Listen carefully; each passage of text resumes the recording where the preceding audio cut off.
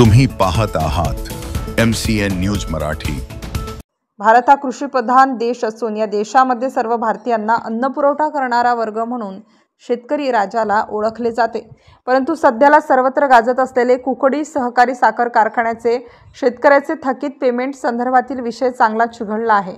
नेवासा तालुक्यातील शेतकरी संजय नागवडे, चंद्र गवडी, मच्छिंद्र गवडी हे तहसील कार्यालयासमोर कुकडी सहकारी साखर कारखान्याच्या विरोधामध्ये ऊसाचे पेमेंट मिळण्यासंदर्भात आमरण उपोषणाला बसले आहेत।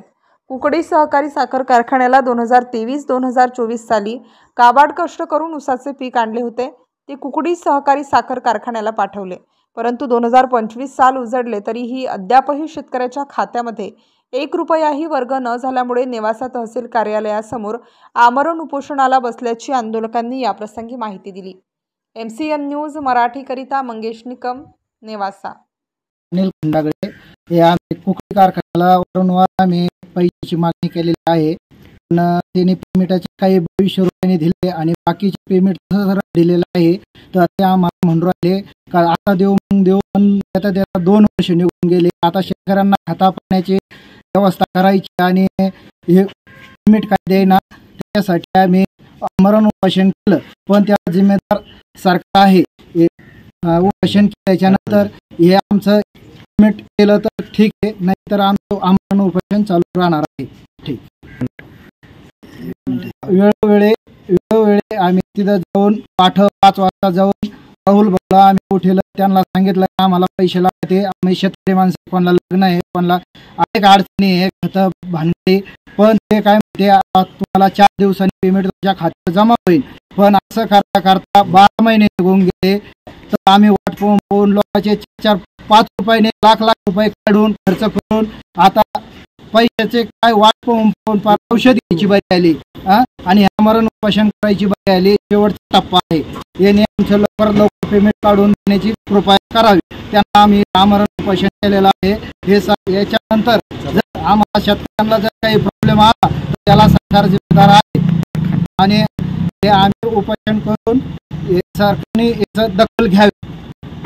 सहकारी साखर कारखान्याला आम्ही 2023 साली ऊस दिला होता। आम्हाला त्यांनी घरी येऊन सांगितलं होतं तुम्हाला 2800 रुपये भाव देऊ, आणि काही लोकांना 2800 दिला। माझ्या बांधा पैसलेला बी दिला त्यांनी भाव, माझ्याकडे बिल आहे, काही लोकांना 2800 रुपये दिला। आता आम्ही राहुल दादा जगताप कुकडी कारखान्याचे चेअरमन यांना वेळोवेळी फोन केले, पत्र व्यवहार केला, दादा आमचे पैसे द्या। राहुल दादांना दरवेळेस आमचे का टिंगलीवारी नेलं, पैसे द्यायला टाळाटाळ केली।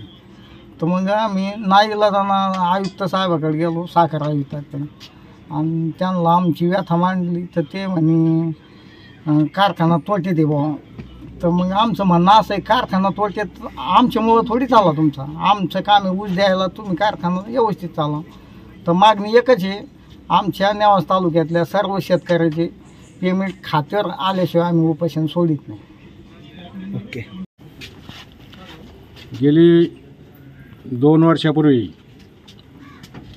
नेवासा तालुक्यातील अनेक शेतकऱ्यांनी कुकडी कारखान्याला ऊस दिला होता, आणि 2 वर्षे उलटूनही शेतकऱ्यांच्या खात्यावर पेमेंट जमा केलं नाही। त्याच्या निषेधार्थ सर्व शेतकरी वर्ग या ठिकाणी आमरण उपोषणाच्या पवित्र हाती घेतलेला आहे।